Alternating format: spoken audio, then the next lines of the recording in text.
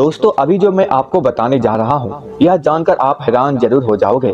दोस्तों हम सभी जानते हैं सीता राम की पत्नी थी, लेकिन दोस्तों मैं आपको कहूँ कि रावण की बेटी थी सीता, तो क्या आप मानोगे? आपने दोस्तों कभी सुना भी होगा कि रावण की बेटी थी सीता, लेकिन दोस्तों इसके पीछे कहानी क्या है आज मैं आपको बताने वाला हूँ। क्या रावण की बेटी सच में सीता थी या नहीं थी, या इसके पीछे कहानी कुछ और है? तो चलिए दोस्तों जानते हैं।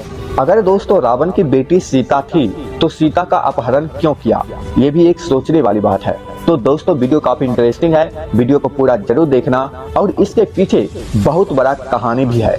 रामायण में कई महत्वपूर्ण पात्र है, जिसमें से राम सीता प्रमुख है, लेकिन लंकेश जितना बड़ा असुर था उतना ही ज्ञानी था, जिसे सभी वेद पुराणों का ज्ञान था।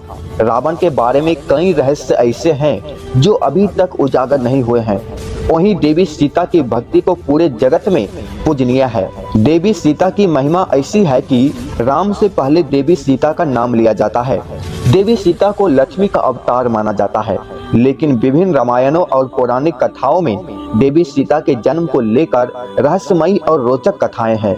इसकी वजह यह है कि देवी सीता के माता पिता भले ही सुनयना और राजा जनक कहलाते हैं, लेकिन यह केवल इसके पालनहार माता पिता हैं। इसका जन्म भूमि से हुआ है, इसलिए इसके जन्म के संदर्भ में कई कथाएं मिलती है। इसमें सबसे प्रचलित कथा वाल्मीकि रामायण की है। अब दोस्तों जान लेते हैं वो कहानी क्या है जो काफी प्रचलित है। महर्षि वाल्मीकि ने अपने रामायण में लिखा है कि मिथिला राज में अकाल पड़ गया। ऋषियों ने राजा जनक से यज्ञ कराने का आयोजन करने के लिए कहा ताकि वर्षा हो। यज्ञ की समाप्ति के अवसर पर राजा जनक अपने हाथों से हल लेकर खेत जोत रहे थे। तभी उनके हल एक नुकीला भाग, जिसे शीत कहते हैं, किसी कठोर चीज से टकरा गया और हल वहीं अटक गया।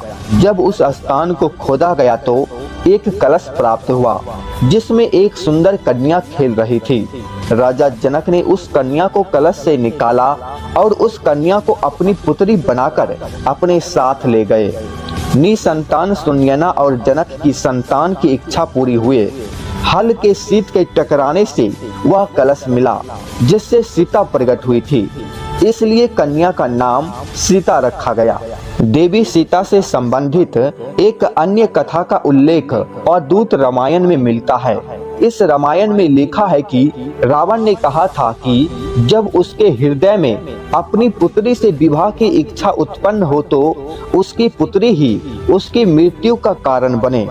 इस संदर्भ में कथा का विस्तार इस तरह है कि दोस्तों गृत्समद नाम के ऋषि देवी लक्ष्मी को पुत्री रूप में पाने के लिए हर दिन मंत्रोच्चार के साथ कुश के अग्रभाग से एक कलश में दूध की बूंदें डालते थे।